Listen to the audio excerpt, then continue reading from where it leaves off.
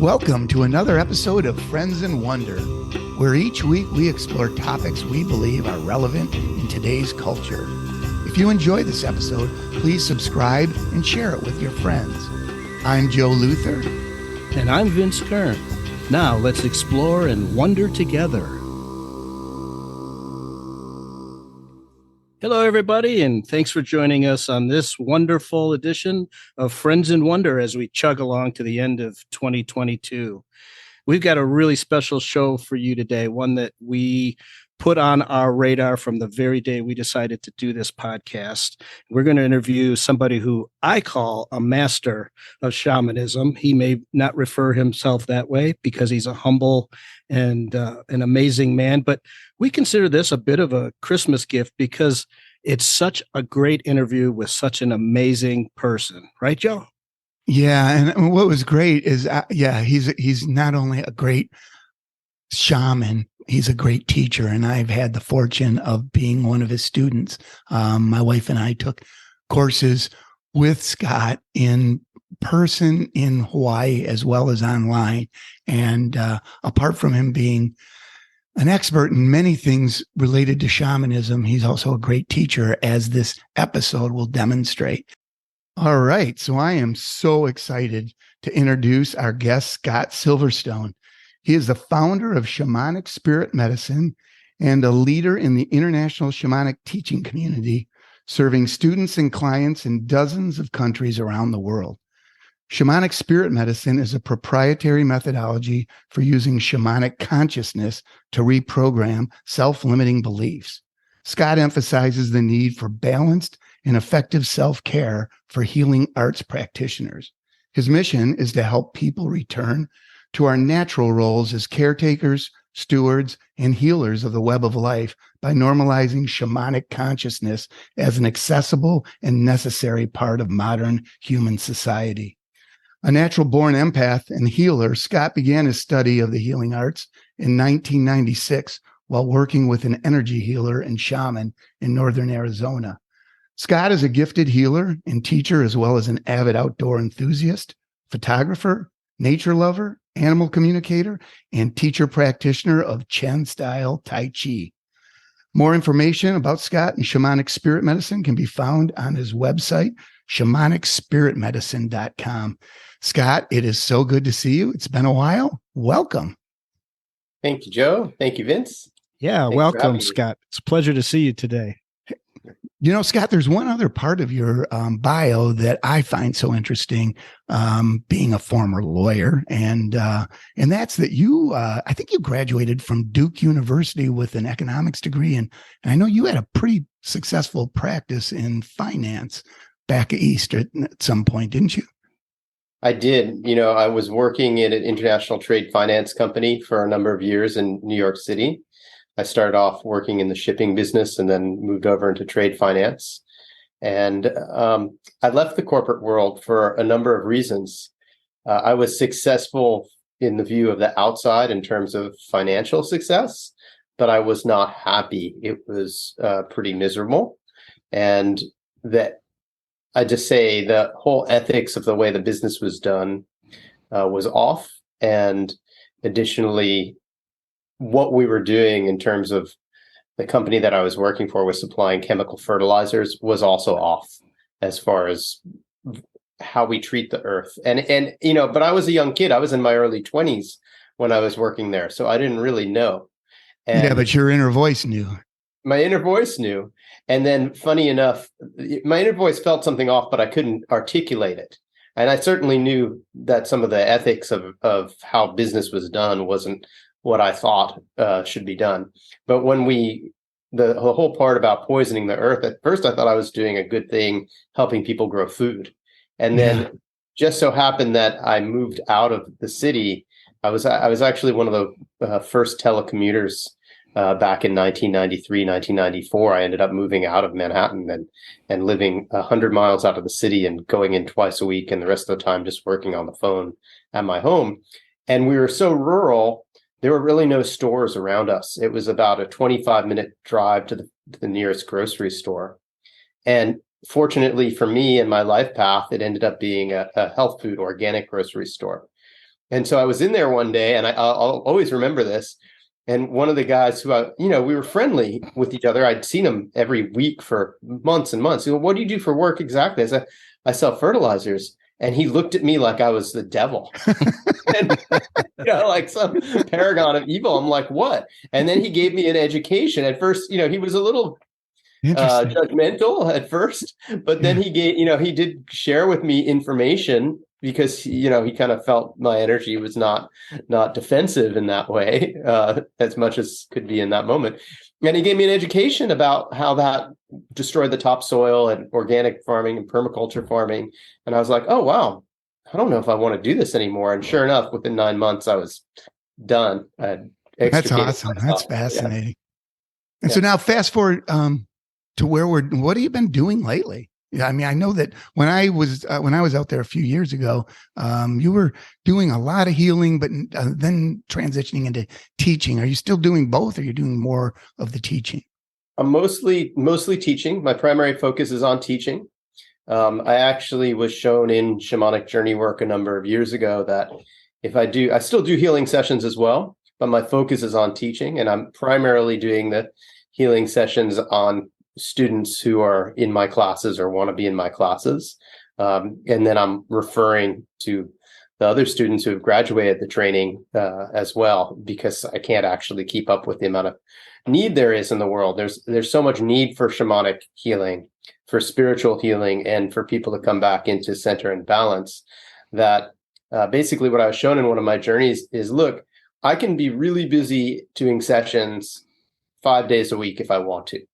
And at the maximum, and my sessions, as you know, are 2.5 hours each. So really, if I do 2 sessions in a day, that's a lot of energy expenditure. I wouldn't want to commit myself to doing more than 2 a day if I was doing it 5 days a week. 3 a day would be really pushing my energy levels, because you need time in between such a long session to recover your energy. And I feel like that's the amount of time it actually takes, that 2.5 hours, to slowly, gently open up the client that you're working with, get to the core of the issue, remove it, the what's in the way, help restore the soul parts, change the agreements. We'll get into what a session looks like, and then seal it all up so that they're feeling secure and safe to go back out in the world. It takes some time. So anyway, I was shown in my journey that even if I saw clients 10 a week, that's only 500 people a year that I could help.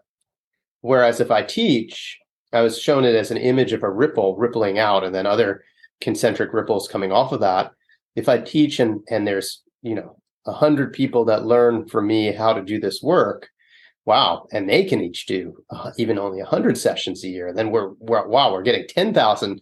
We're helping 10,000 people a year. Yeah. And so that's really where I come from with it. So you, in our correspondence before this, you talked, and Joe mentioned it, you've actually sort of titled your work the Shamanic Spirit Medicine Method. Can you talk about that a little bit, and how powerful it is to be doing that out there in Kauai? Yeah, thanks, Vince. Sure. So I call it a method, or the Shamanic Spirit Medicine Method, because there's a lot of different ways to approach shamanism. Shamanism is 50,000 years old at least, and I'm going to say at least because we really don't know, but at least 50,000 years old. And when we talk about shamanism, my definition is we access what's called the spirit mind, and we get information or ask for healing, and then we come back into normal waking consciousness.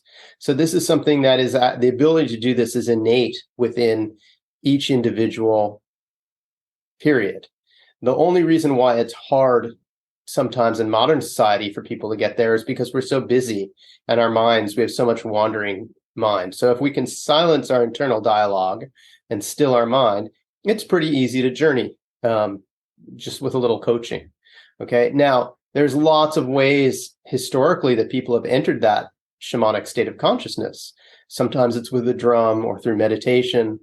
Sometimes, though, it's through fasting or sweat lodge or psychotropic substances. They are called plant medicines, and they're really hip today.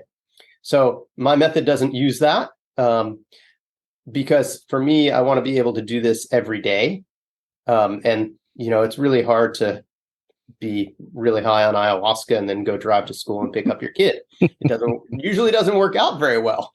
Maybe some people can do it sometimes, but as a daily practice, it probably doesn't work. And if you want to have the stamina and consistency to see clients regularly, that's probably not the way you're going to be able to do it. And so first part of the methodology is how we go to non-ordinary reality, or the shamanic state of consciousness, and come back. The second part is actually the purpose through which we're doing it and the focus of healing sessions. So what I'm teaching is how people who have an interest in this can use it, A, for self-healing, and B, if they want to become practitioners, it's a practitioner training program. And so my methodology with practitioner training is a session method that is actually quite logical minded, where we come in and we look, okay, somebody has a complaint, or maybe it's a general healing. We ask what's out of balance. We assess how the energy body is moving. And when we see a disruption in the energy body, usually that's because there's a density that is creating almost like a black hole. So if anybody who out there is listening who's done energy body healing or Reiki, and you put your hands on someone and then you feel almost like an emptiness, right? But in that emptiness, you also feel, at least I feel, it pulls my hand into it. So it's an emptiness, but it also has like a gravity to it. And that gravity is what actually happens where we tend to attract similar situations over and over again in our lives until we heal them, right? And so that gravity, I like to think of it like a black hole, like a wormhole. And it feels empty because it's sucking the energy in, just the way the black hole will suck in the light. But it's a density. And so when we see that, we go, okay, well, what is that? What's the origin of that density? And so that density is what's called an intrusion in shamanism, as you'll remember. And taking that intrusion out is called extraction. So when we work to extract that intrusion, along with that, why does it, when sometimes I have an experience or you have an experience, one of us might get an intrusion from that and the other one not, even if it's the same experience? And the reason is that underneath everything, we have some agreements that are there, which allow those negative experiences and negative emotions to stick. And so there's an external and an internal agreement. The external agreement is what's being projected on us, right? Like someone might say, well, you're no good at this, right? You have a squeaky voice. You can't do a podcast, right? Or something like that, right? Just to bring it to the moment. Right now, if you had a internal agreement that was something along the lines of, I'm not good enough, that could really stick and potentially cause issues for you, right? And interfere with your ability to function doing this podcast. But if you don't, it's like, yeah, whatever, I don't know what he's talking about, right? So there's this internal and external agreement, and we remove those old agreements, and then we bring back the soul parts. So that's the soul retrieval aspect. And then we install a new agreement, and this is all vibration based, right? So then once that new agreement is in there, it lets those soul parts stick, and then we seal up the session and the person can move forward in their life. And without that changing of the agreements, which is what I call commanding the second attention, without that, oftentimes you can go and have a soul retrieval, and yes, the soul parts will come back, but they won't stay, because the very next time someone says, you have a squeaky voice, boom, off they go, right? And so that's why I call it a method or a methodology, because and there's an order in which we do it, and it's like an unwrapping, a cleaning out. Okay, now it's clean. Now we're going to install something new that's beneficial, that helps us to live to our full potential. And it works for trauma. So if someone who has trauma or PTSD, it also works for people who just want to improve their overall functioning and upgrade their agreements so that they're getting rid of self-limiting agreements and living into their full potential more. Yeah, it sounds like the agreements can be very deeply rooted. They can also be very impactful into how a person has, I want to say lived, but really maybe more the correct term would be not lived the life according to their own best energy and spirit that is wants to guide them. And so that's a pretty, your example of the squeaky voice is good, but it could be pretty serious stuff, right? Oh, it's huge. And we have thousands of agreements. Yeah, all self-limiting, right? And so many of them are self-limiting. Some are self-limiting and some are not. Like, we can agree to things that are innocuous, like we call this a table. Okay, that's not really going to change my life. But I can also agree that, and a lot of people have this agreement in the world, just look around. You get what you want through violence. Is that not an agreement that's out there in the world? Yeah. Yeah. Okay. Unfortunately, So, right. Unfortunately, right. So we can have an agreement of, I have to work myself to the bone and I still can barely survive. Anybody see that out there? Right. And you think that if we can help people change that, their lives improve dramatically. And when people's lives improve dramatically in that way, then they actually have the space and the bandwidth to do things like caretake the web of life and care for the earth. If you're just struggling to put food in your mouth, you're not really worrying about taking care of the earth unless you're really into the self-sacrifice thing. So yeah, it's huge. It's huge. And it's one thing to say it, I'm good enough, I'm good enough, I'm good enough. It's another thing to live it. And so what happens if you understand how our brains work, we have something called the limbic brain, which is the emotional brain. And the limbic brain imprints these agreements at a very young age, usually before age 6. Or if there's some kind of strong impetus to imprint trauma, right? Like someone gets into a car accident or has a traumatic event, then of course that's going to make a strong imprint. So when we have something like that happening, how then do we reprogram that? How do we overwrite, right? How do we say, nope, this is a faulty program. I'm going to erase this program and I'm going to overwrite it with a new program. And that's the power of the shamanic journey work, because the shamanic journey work gives us direct access into the limbic brain, which is what happens when we're dreaming. So we can do it for self-healing. We can do it in session work with other people that way. This is why affirmations don't really work that well, right? You ever see someone who says, I'm gonna do public speaking and I'm gonna get over that, and they have this agreement that's underneath of I'm not good enough, and they can say an affirmation, I'm good at public speaking, I'm good at public speaking, I'm a good public speaker, and they say that to themselves all day for a month, right before they get up to make their speech, and then they're really confident until they take that step on stage and they're trembling and sweating and stuttering. Yeah. It's like, they freeze. Right. Fight, flight, or freeze. Yeah. Yeah. Hey, and some of the details of the method we want to touch upon, and we want to get to the power animal part of it, because it's interesting that they are a part of the healing sessions, right? I mean, you literally reach out and call in your own power spirits, power animals. But a lot of people have probably, when they think of power animal, there's probably a million definitions of it. And so how do you define a power animal? And let's get started with that. And Scott, before you define a power animal, keep in mind that some of our audience has very little experience with shamanic healing and working with power animals, and so kind of think of your definition in terms of maybe it's the first time people are understanding what a power animal is. Sure, absolutely. So I'll start with just a little bit more background on shamanism itself, which is, when I talk about the spirit mind and what that means, it means being able to tune into the guidance directly from Creator. And it doesn't matter what your religious views are, right? Creator, source energy, however you get there is Creator. So you're tapped in on that level and you're getting your guidance not in a logical way, but in what some people would call an intuitive way, but I'll call a spiritual way. Okay, because there is a difference between intuition and shamanic awareness.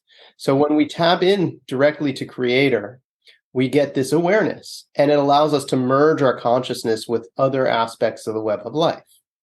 And so when we merge our consciousness with the web of life itself, this is something that was used for survival for thousands and thousands of years, right? This wasn't a game. This wasn't some new age hippie, like, let's see what we can do to expand our mind kind of thing. This was, where are the buffalo? Because we need to get food for the winter. We need to know where to make our winter camp where we're going to be safe, right? We need to know this for the survival of our clan group, right? And if you remember, in ancient and pre-contact times, most people living in clan groups were in small groups of 80, 100, 120 people living together. And sure, they would have contact with other clan groups, but a lot of Native American or North American settlement was more on a nomadic type of moving from place to place. And so in that type of lifestyle, it was incredibly important to be able to tune in with nature and understand and read the flows of nature. Okay, so now with that background, we'll go to power animals. So part of that is, well, what do you do when there's a bear wandering around your camp, or a mountain lion stalking nearby the camp, or when you want to find the buffalo herd, or the deer, or the elk, or the raccoon, or the squirrel, or prairie dog, right? What do I see when I see the eagles in the sky? What do I see when I see the hawks in the sky? So on one level, we all have this ability to connect with all of those animals, right? And so people who are attuned to nature can communicate with animals in that way. And no, we don't talk verbally, but we have more of a telepathic communication, right? An understanding, and sometimes symbolic communication. So then, okay, so now we want to cultivate that with all of the web of life. But then some people have a proclivity towards a specific animal that will show up in their life on a regular basis in an out of the ordinary way. Now, if I live somewhere where turtles nest and I see a lot of turtles, that doesn't mean turtle's my power animal. That just means I live somewhere where there's a lot of turtles. Okay. On the other hand, if a turtle is not behaving in its normal behavioral fashion and literally comes right up and like crawls up the beach right to me and stops right in front of me and communicates to me, then that's a different story. Okay. Then there's a message coming there. So when somebody has a message on a repeated basis with an animal, that's what I will define as a power animal. In shamanic work, when you go and do a shamanic journey, a power animal will show up in the spirit world and be your guide and your helper. Now, we live in general more disconnected from nature now than we did 500 years ago, significantly more. So a lot of times people will have, in modern shamanic work, will have power animals that they maybe have never encountered in the flesh. And that's okay. It's the spirit of that animal. But maybe they did have an encounter and they just don't remember. So one time, I'll just give a personal anecdote of one of the power animals that I work with is deer. And I didn't, I'd been working quite a lot with eagle and some other animals. And then deer shows up to help me with extractions. And I ask, well, why deer? Why are you showing up? And they go, oh, don't you remember? You saved us one time. And I'm like, I didn't remember. And then I was shown in my journey the scene of one time where there were people who were sitting on the back of their pickup spotting deer. And that's, like, I don't have a problem if you want to hunt, but my God, get out of your truck. Yeah. Do it legally. Yeah, do it legally. Get out of your truck. Yeah. Please. Like, don't hesitate. And so I was on my cross country skis. I was going by and I'm like, well, I can't like yell or they are armed and I'm not. So I'm going to. Good call. Right. Good call. Right. So I pretended to fall. Well, I fell and I pretended like it was an accident. And as I fell, I went, and the deer ran away. And they looked at me and they saw me sprawled out on my cross country skis, and they're like, "Oh, whatever." They had no idea that I had done it intentionally. But so as a result of that, and that happened, many, many years before this deer showed up in my journey work. So this is also sometimes how it happens with power animals. Does that answer your question? Yeah, no, that totally does. And in fact, that segues into a question I wanted to ask. So when we were studying it, when Sonia and I were studying it with you, the way I understood it was there's, as you said, it's a very spiritual experience working with power animals. And I kind of imagined it this way, and tell me if maybe I'm, if this isn't exactly quite right, but the way I interpret it is, say for instance, an eagle evolves to have certain significant powers as an evolutionary animal, great powers of sight, great confidence, great skill at hunting and that kind of thing. And that's like, why did that animal develop those skills, whereas a fish developed a different kind of skill, or a bear developed, whatever, protection and confidence and that kind of thing.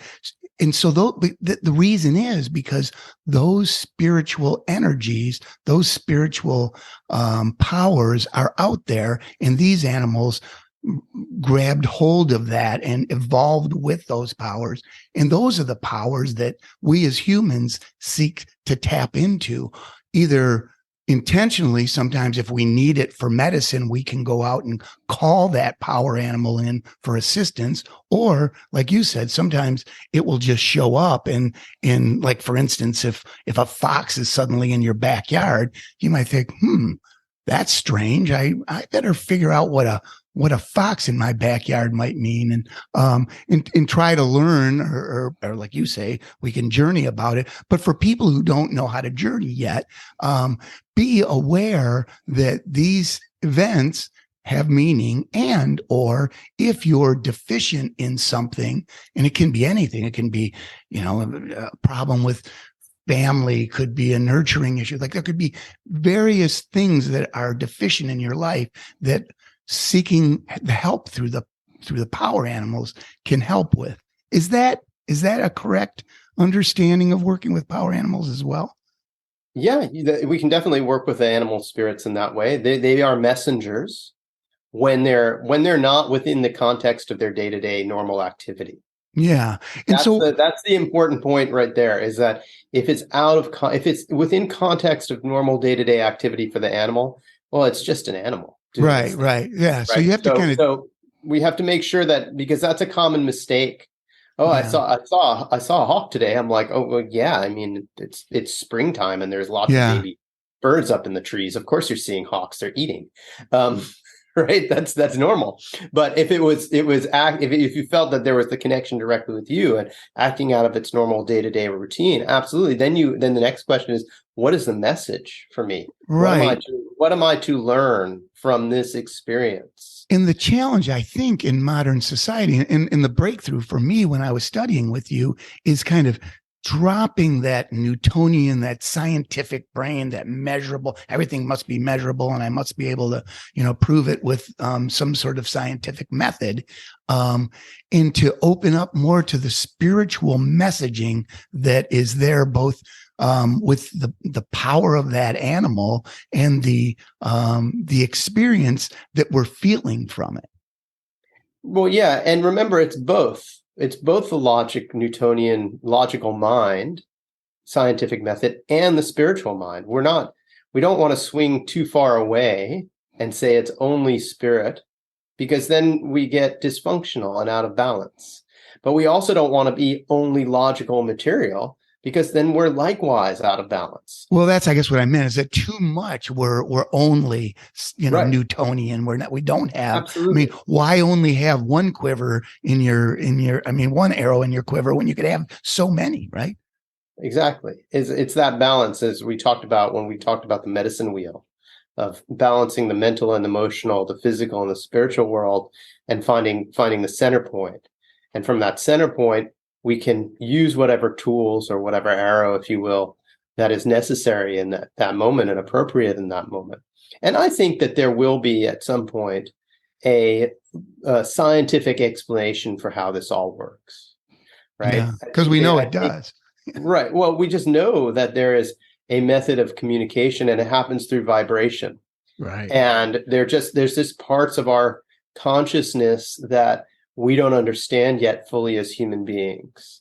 We can observe them, and we know how to, and we know that it works, but we don't necessarily understand it fully. And one of the metaphors I like to use is, when I get in my car and I turn on the key and I put it in reverse and back out of my driveway, and then I put it in drive and I drive forward and I turn the wheel, I actually don't know why that works. I just know it does work. Mm-hmm. Okay? Yeah. I don't know the whole drivetrain and all that. I'm not a mechanic. Tried to change my own spark plugs a couple of times. It was a horrific experience. I didn't gap them right. I'm not a good mechanic. Okay, I don't need to know this stuff. I just need to know it works. And so we don't want to get towards your point of not delving too deeply or being too obsessed with the scientific explanations. We don't actually need to have the full scientific explanation. We just need to know that it works, right? I don't need to know the molecular composition of asphalt in order to walk safely on the sidewalk. I know I'm not going to get sucked into it. It's just use the tools. Use the tools that are available. I observe it. I observe that other people aren't sinking into it. It's fine. It's safe. I can walk down the street. Right. So it's the same. It's the same thing with this. We just want to observe and say, this is my experience. And then we want to verify my experience. So one of my students the other day, we do a part of the advanced class. If you remember, we do remote viewing, and that's traveling to a location. For those of you who are listening who don't know what remote viewing is, it means traveling in the spirit mind to a location outside of, different from where we are, and see if we can get a visual or auditory impression of what's happening at that location. And so she happened to choose her father's home, and she did. And then she remarked in her notes that as she was leaving the home, she noticed the neighbor had put up Christmas decorations, 2 on one side of the house and 1 on the other. And she hadn't been to her dad's house for a while. And she ended up going a few days later, and sure enough, the neighbor had put up 2 Christmas decorations on one side of the door and 1 on the other. And she felt very good about that verification. And there is no scientific explanation for that right now. Right. Okay, maybe at some point in the future we'll have that, but just having that type of verification is really important for people in their learning process as well. And that's one of the reasons, if you remember, we do some partner journey work where somebody will ask a question of their partner in class, and then it's always a little bit of like, oh my God, I'm on stage, I'm getting the test, a little nervousness that comes up for people. But in the end, what I find is people find it easier to journey for others than for themselves, because they have that perspective from the outside looking in, rather than we have all our own self-judgments and opinions. And baggage. Right. We have our own baggage, on the outside. You don't have that baggage when you're looking at me, and I don't have that baggage when I'm looking at you. Right. So back to the power animals. Now, you've talked about a few ways that they present themselves to us.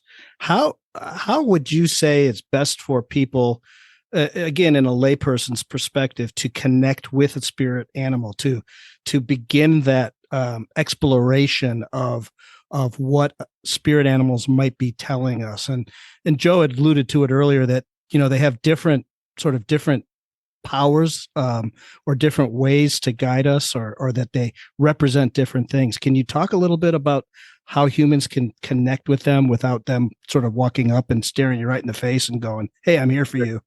Absolutely. Yeah. Well, a lot of people will intuitively feel a connection or a stronger connection with a given animal than another, just a resonance, right? Someone might say something as simple, "Oh, I love dolphins." Yeah.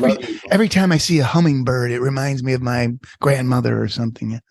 Exactly. Something like that. And so then there's that. That's like kind of the first sign. But really, what does happen, though, is sometimes people come into my class thinking that they're going to have, such and such as a power animal, but it's something totally different. Mhm. And it's Yeah, a it happened to surprise me. them. Happened to me. Right, right. It happened to a lot of, probably 80% of people. If they haven't journeyed yet, they get something different than what they expected. And often later, the ones they expect do come, but they kind of hide in the back at first just to teach them to be more open-minded. So it's pretty interesting to observe that. I really enjoy teaching because I get to observe all these really cool interactions that people have in the spirit world. And to answer your question, really the best way to get in touch with your power animals is by learning how to journey, learning shamanic journey work, learning how to journey shamanically in a safe and effective way. That's a direct connection. And then we establish that direct connection with our power animal, whatever it may be, or more than one power animals. And then we ask, what is the medicine that this animal, that my power animal has to bring me at this time?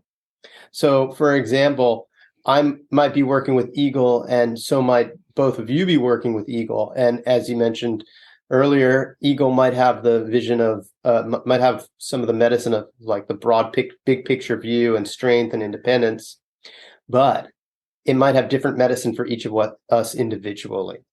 So the teaching that I receive from Eagle might be very different from the teaching that Vince receives from Eagle, and might be very different from the teaching that Joe receives from Eagle, even if we're all working with Eagle as a power animal. And that's because our relationships are different. Just like, I can have a relationship with you, Joe, and Vince can have a relationship with you, and Sonia can have a relationship with you. And maybe, we can all sit and talk about you when you're out of the room and talk about the common personality traits that you have. But nonetheless, we each have unique relationships, and you will bring different gifts into our lives as individuals. You'll bring a different gift into my life than you will into Vince's life or Sonia's life. And that's just how it is with power animals. So we don't want to get too caught up with what the general personality traits of an animal are that might be listed in a book. We want to make sure that we really honor that each animal has its own medicine to bring each of us individually. And that will change over time as well. As we grow and evolve, then we get, it's just like, once you teach your kid how to tie their shoes, you're not teaching them again at 18, I hope. Right. It's like, Right. And that kind of dovetails into, I remember you telling us that what we're tapping into is the species on a whole, not an individual animal, right? So I don't know, you'd probably give a better example and explanation of that, but I think, would you mind commenting on that? Sure. It's bear medicine, not your pet bear. Right. Not that many of you have pet bears in your back. Or you can get dog. You can have dog or cat medicine. Right. But Right. Yeah. It's not your pet bear. It's not an individual. It's not the bear. It's not that one bear that you saw. Right. It's not, when I had deer come to me, it wasn't the spirit of that one deer that I rescued by pretending to crash while I was skiing so I could get away. It was the spirit of the deer as a whole. So the shamanic view is that the energy of the species has its own spirit. It's a spirit of deer. And then that manifests in different individuals of that species in different ways. Right. So just like, as you were saying at the beginning, creation comes through in these different forms, such as eagle and bear and deer and dolphin or butterfly or whatever. Right. And it has a different expression in that way, then it gets more specificity. Right. So then deer medicine expresses itself through the millions of different deer that are out there in the world, just like human medicine expresses itself in the billions of different humans that are out there in the world. For sure. Right. Sometimes distorted, but. So we talked a little bit about scratching the surface of working with power animals, and but it really, the journeying is the huge part of that, right? Where you're seeking out, and part of the journeying is the aspect of non-ordinary reality. And then, you said dreamtime journeys earlier. Can you talk a little bit about, the journeying process and the difference between that and dreamtime journeys?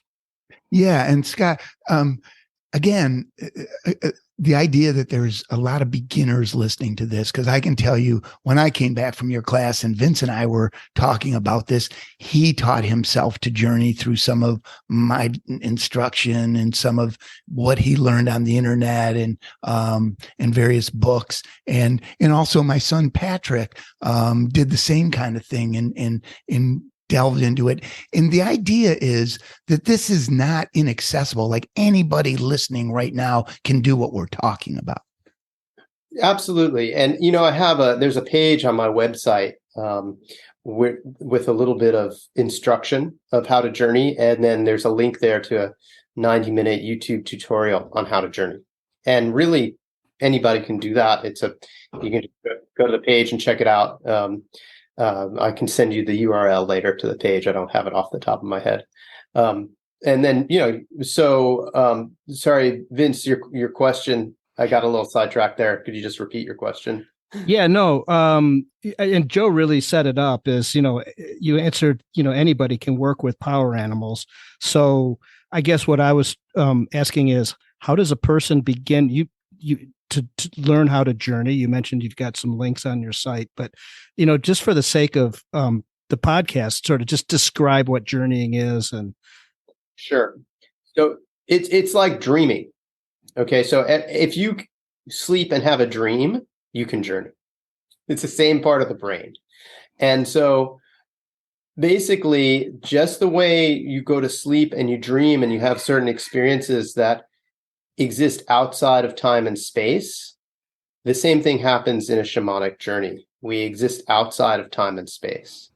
And so, you can have a crazy dream where you're in New York having a slice of pizza, and then you're at surfing some waves in Hawaii, and then you're on the Great Wall of China walking around.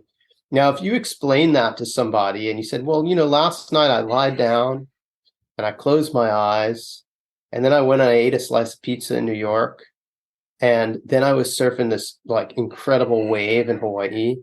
And then the next moment they'd stop you right there. And they'd go, you're crazy. What do you mean? How did you do that? You can't do that. Okay. But of course, we all have dreamt before. And so we say, well, of course, it was a dream. Okay.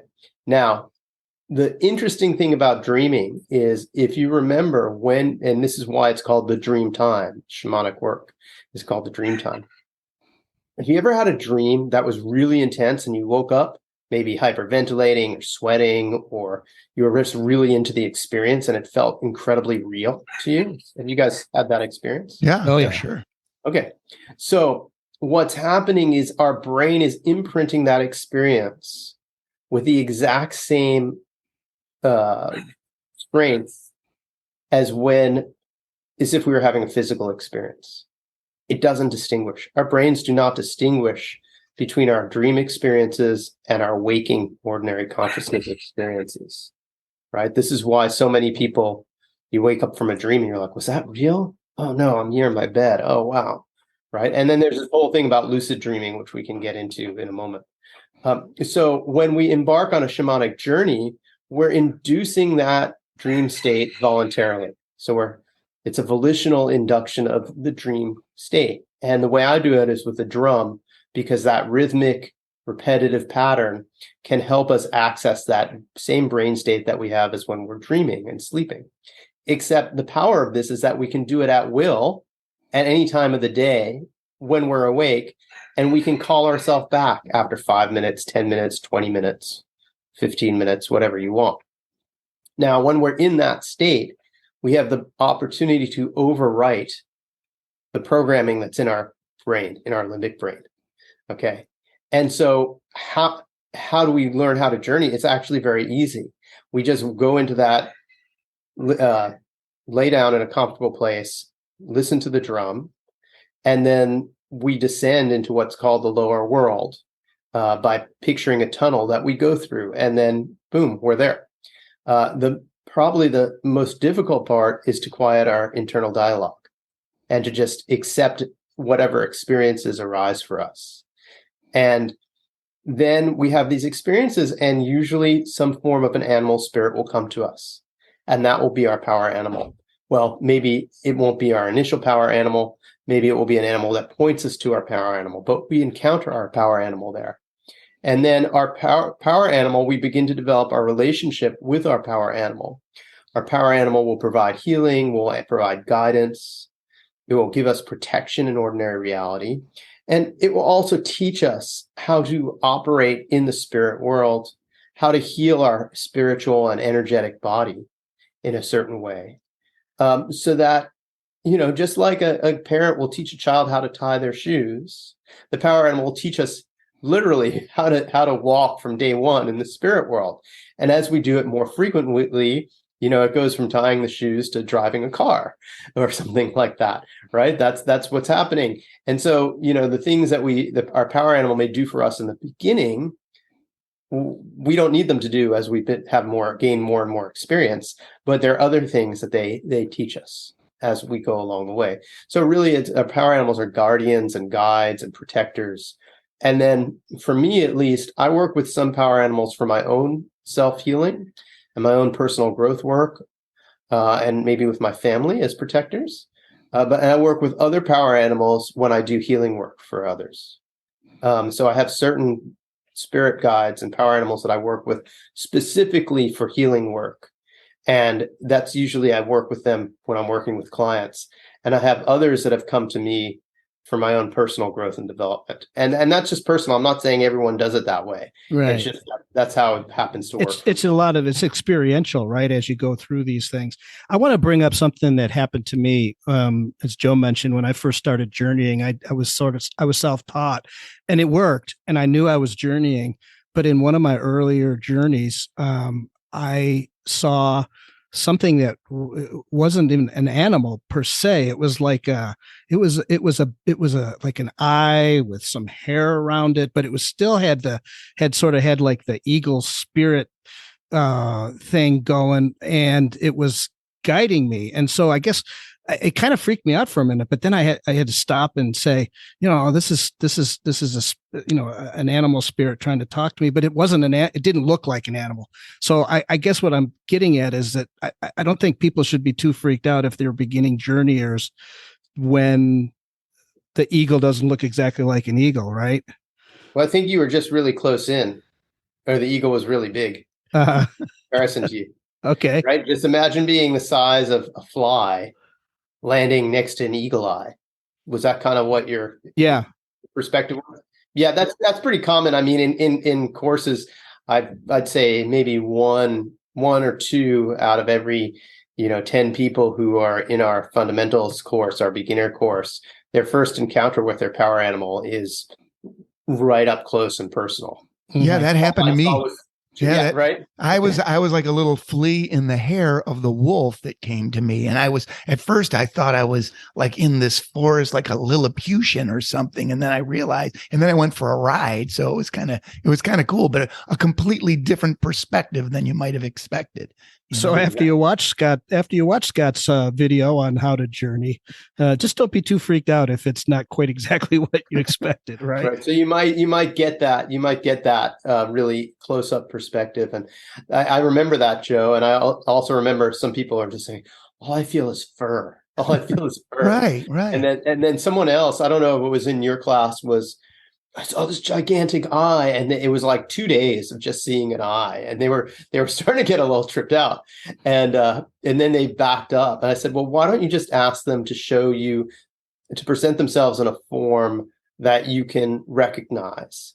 And all of a sudden she did that, and it zoomed out, and it was a whale. Oh, wow, that's awesome. So I want to talk about that because we do raise an important point, Vince, about don't get freaked out if it doesn't present in a form that you is readily recognizable to you. We want to establish dialogue in our journeys. And so we can establish the dialogue by saying, please present yourself in a form that I can recognize. And then it might zoom out, and then you might see the whole eagle and not just the eye. Right. And so then you can ask as a follow-up question, okay, now that I know you're an eagle, or a whale or wolf or whatever, then you ask follow-up question of, well, why did you present yourself in that zoomed in close-up view before? What is the meaning? right? And there's it's never the same answer for each person. Well, I shouldn't say never, but it's often a different answer for different people, right? So the reason why wolf presented itself to Joe as Joe just being like a little flea on its back versus why my other student was zoomed into the whale eye and you saw the eagle eye so close could be three completely different answers. Mm-hmm. Or they might have a similar theme, but we don't know until we ask. And this is one of the most important points of learning shamanism and shamanic journey work is we need to ask. We need to ask and not assume. Okay, because if we make assumptions, we can go very far off track. And a lot of people teach with this idea from an ego place of, well, I need to know the answer. And so then they'll say an answer that they think, but it might not be the right answer. Okay. And so I stay away from that. I teach in a very different way. Joe knows this. Journey on it. Yeah. I say it all the time. And people ask questions. I don't know. Just journey on it and ask and then tell me. Now, of course, with experience over time, I absolutely do have pretty good guesses about why things happen because I've seen them enough.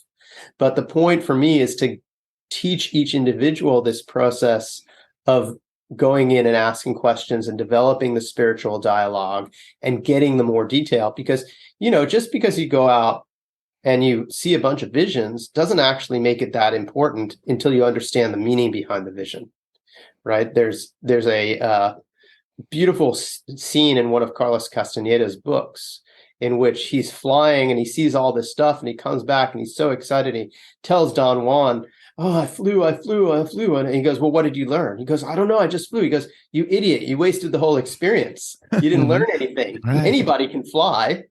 Yeah. Right. And so the metaphor for that is like, look, anybody can have visions. Anybody can access non-ordinary reality. It's easy. Anybody can do this. It's not actually difficult at all. What is important is being able to understand the meaning behind those visions, the meaning behind those symbolic communications. And that requires developing a language, a spiritual language, and a form of dialogue.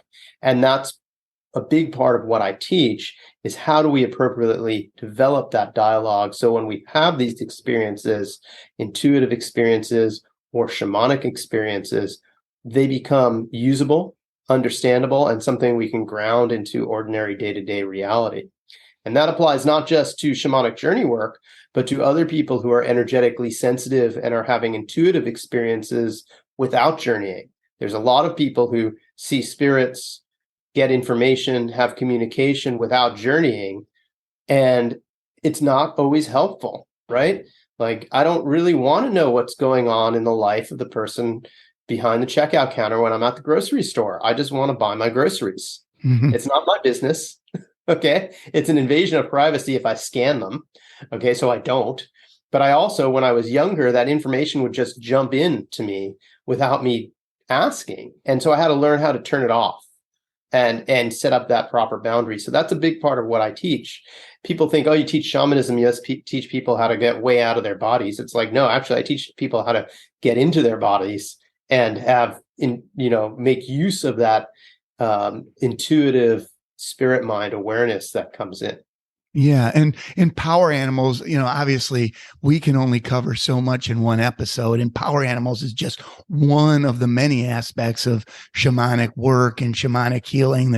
I know we covered the plant medicine, and there's land, there's so many spiritual parts that we as humans can tap into that unfortunately we're going to have to talk about on another episode if you'll come back. But I also did want to ask, because this is getting very close to Christmas time, if I happen to see a reindeer flying over, would that mean anything? Joe, I'm going to tell you to journey on it, Joe.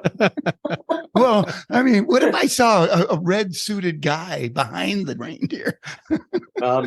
Is it a sign? Does it mean I've been a good boy? It's a sign.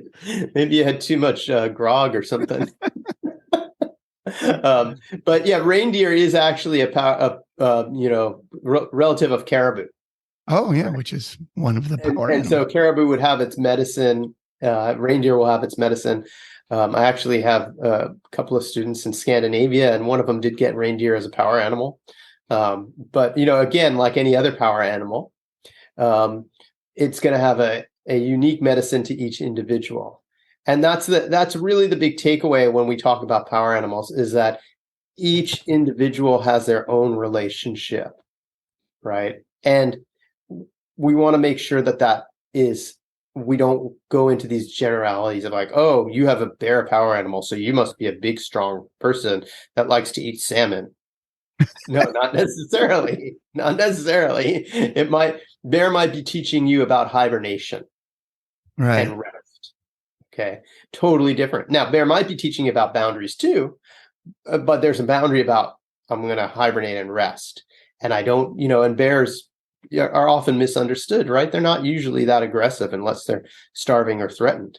So it could be about like, oh, I'm holding my boundaries and I'm minding my own business. I'm not overstepping my boundaries by being aggressive and trying to over assert. So again, we have to ask for clarification often with each one. And, just really with the power animals, because I know that's the focus of our discussion, we kind of range wide here. The power animals are the first step for most people in shamanic journeying, because the power animals, your first power animal will act as your guide to the spirit world.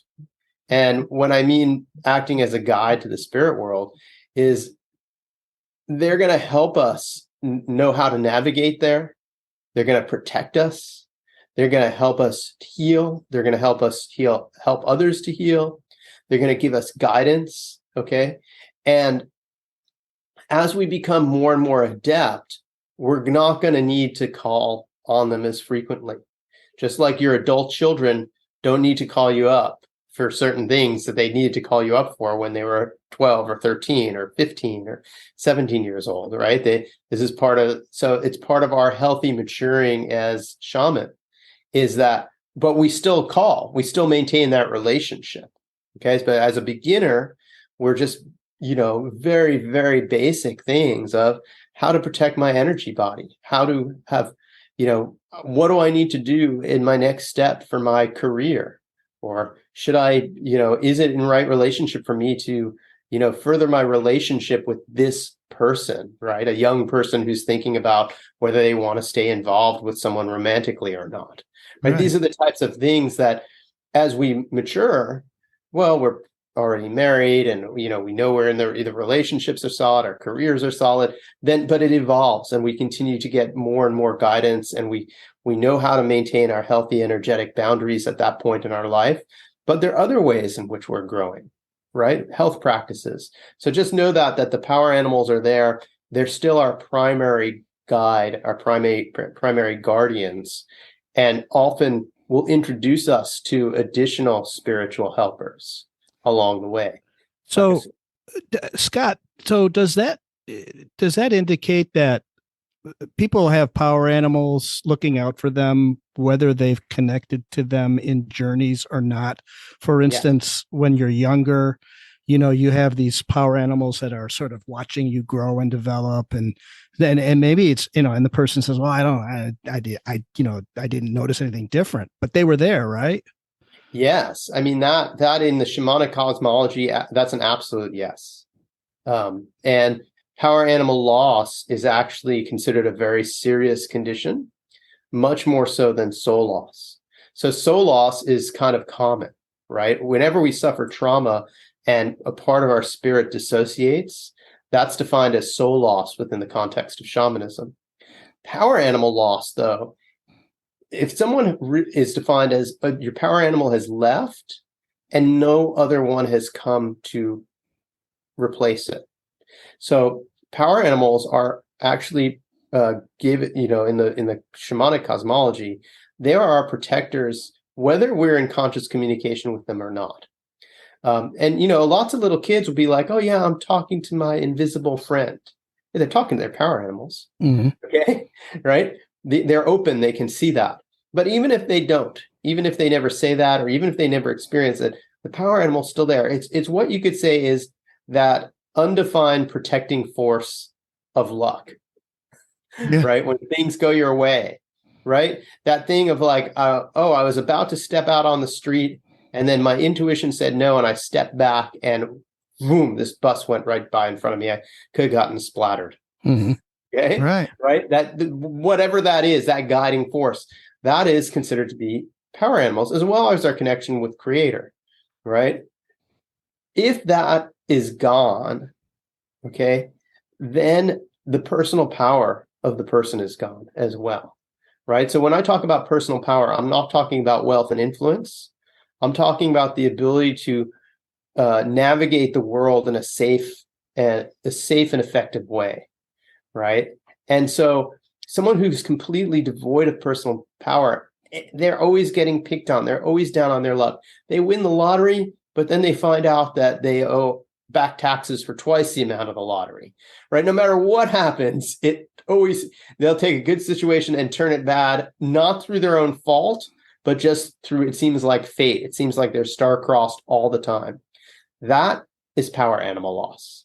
Okay, when someone's power animal has left and it or no other one has returned to replace it, they're completely star-crossed. They're often down on their luck. They often have a lot of addiction issues that can lead to addiction issues. Not always, but things just never seem to go right for that person.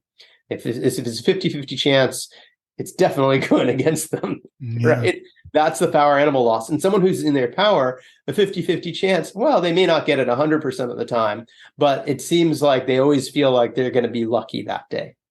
Okay, and that's kind of the difference there. That's awesome. Hey, Scott, so to wind things up, let's talk a little bit about your online teaching, well, and in person, because you still have you have students still coming to you. Yes. It's not all online, but you still do a lot of online teaching, right?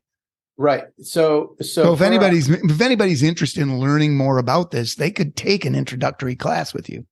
Right. Absolutely. So I have a full curriculum now, and we do a retreat twice a year here on Kauai. In person. In person. Yep. That's an in-person retreat here.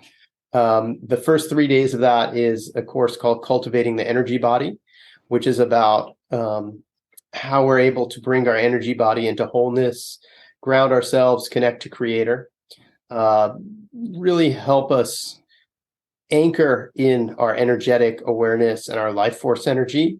And that's incredibly useful for people on this path, because people who come to this path tend to be compassionate, giving, almost over giving people, and we leak energy in that way. And it's not the fault of who it's being leaked to. We're giving it away because we have the underlying agreements of, I need to rescue. Okay. So when we do the Cultivating the Energy Body course, what we do is we learn what it feels like to have energy and balance. So when we're balanced and we are giving and we're receiving, and we learn how to nurture ourselves and let that energy stick to our body. So we have and I say energy, I mean life force energy. So vitality, strength, longevity, that type of thing. So that's the first 3 days. And it also helps us quiet our minds. And then the next week, we do a 5-day course called The Fundamentals of Shamanism. And we all have nice, quiet minds. And that's where we learn how to journey. And in that course, we meet our power animal. We learn about right relationships, the medicine wheel, spiritual grounding. We learn about working with the spirits of the land. We learn about our blood ancestry. We do divination work in which we will trade. And let's say Joe has a question, he'll ask me a question, and I'll journey and get the answer for his question. Then we learn to journey into the upper world where we meet our spiritual teachers. We learn to scan the energy body and also help bring the energy body back into balance, both for ourselves and others. We learn also about keeping our personal space clear energetically, and we learn how that's related to any distortions that we have in our energy body and how those patterns are tied together. And then on the last day, we actually learn how to do power animal retrieval. So if someone is needing another power animal, we learn how to bring that back for somebody else. And we close it up with some work on integration. So that's Fundamentals of Shamanism, and that's the second part of our Kauai retreat, which we offer 2 times a year. We also do the Fundamentals of Shamanism as an online course, and that's both as a live online course on Zoom, where we meet for 5 classes every other day. We meet, and we cover the exact same topics as we do in person. We just do it online for those people who can't make it to Kauai. And for those people who can't make the class times, which are in Hawaii time, I have a lot of students in Europe and internationally who, they don't really like to stay up to 2 or 3 in the morning. Sometimes they do. I'm honored. Sometimes someone got on a call that started at 3:30 a.m. local time with me. And I was like, wow, you could just watch the video. But for those people who don't want to get up at 3:30 a.m., if that's your time, or you have a work conflict or other scheduled conflict, it's also all available on video. And so that's a self-paced course that you can start at any time. And you watch the videos and then email dialogue with me directly. And it's very interesting. I'm personally involved with everyone who studies with me. So even if you're watching on video and doing it self-paced at home, you'll send me the journey summaries and I'll reply to you and questions and things like that. So we develop a relationship. I'm also now have my Energy Body course available online as well. So that's the introductory level. And our level 2 and level 3 parts of the apprenticeship training, the level 2 part is about, well, I call it shamanic self-protection and personal growth. And that's really a lot about learning how to overwrite the non-beneficial agreements that we've developed as children. It's about defining our boundaries, redefining our boundaries, and overriding these self-limiting agreements that we have. And that is a 10-week class. We meet once a week for 10 weeks online. And again, that's either live online or self-paced. The next one is actually coming up in January. And then our advanced training is focused on soul retrieval, psychopump, which is helping the dead cross, distance healing, extraction technique, and session protocol. So how to put everything that you've learned together into a session format. And then we also offer a professional development class where we meet once a month and talk about how to start your professional practice. I think Sonia was in that class. And then we've done the Ancestor course, which you were in, Joe. Yeah. And that's a very intense course, as you can attest to, where we go back and we clear out our bloodlines. And it's amazing what we'll find back there. Where enlightening. Yeah. Very enlightening as well. Yeah. Yeah, I can tell you that I've done, Sonia and I have done in-person learning and that's pretty awesome. You get to go to Kauai and spend a week. And then if you take a few days before or after, and you can have some fun during the days that you're in session. That's fun. And the online courses are awesome as well. Especially I like the live online courses. You're right. The time difference can be a challenge for some people, but you still interact with other students online just as if you're there. So it's all awesome. And it's all available for further for anybody who wants to learn about it further on your website at, what is it again, Scott? shamanicspiritmedicine.com. Exactly. shamanicspiritmedicine.com. It's a great place to visit, and you'll find some awesome stuff there. And there's even a little bit about power animals that we alluded to earlier, and we'll have that in our show notes, the exact link to go to that. So, Scott, was there anything that you wanted to add before we wish you a good rest of your sunny, warm day there in Hawaii while it's chilly here in the Midwest? Thanks, Vince. I just add that I'm really passionate about the shamanic work in general, because I feel that by normalizing shamanic consciousness as a part of everyday life, it will bring all of us humans back into greater balance. And when we achieve greater balance individually, personally, we'll be able to bring our society and our culture back into balance, and we'll be able to find a better balance with the web of life, a more sustainable and happy future for not only ourselves, but our children, our grandchildren, and the generations that follow. That's beautiful, Scott. And I got to tell you, we all go through life and have these various people that come and go in our lives, and some are more impactful than others. You are definitely on that list of one of the more impactful people in my life, Scott. And I'm very grateful to have found you, and I'm very grateful for what you continue to do in your path of teaching and creating those ripples, as you say, in the universe, in this world. And I know that you're making it a better place, and we very much appreciate your time today sharing that with our audience. Yes, thank you. Your mission is highly honored and respected and needed. So thank you for joining us. Thank you guys both. I really appreciate the opportunity.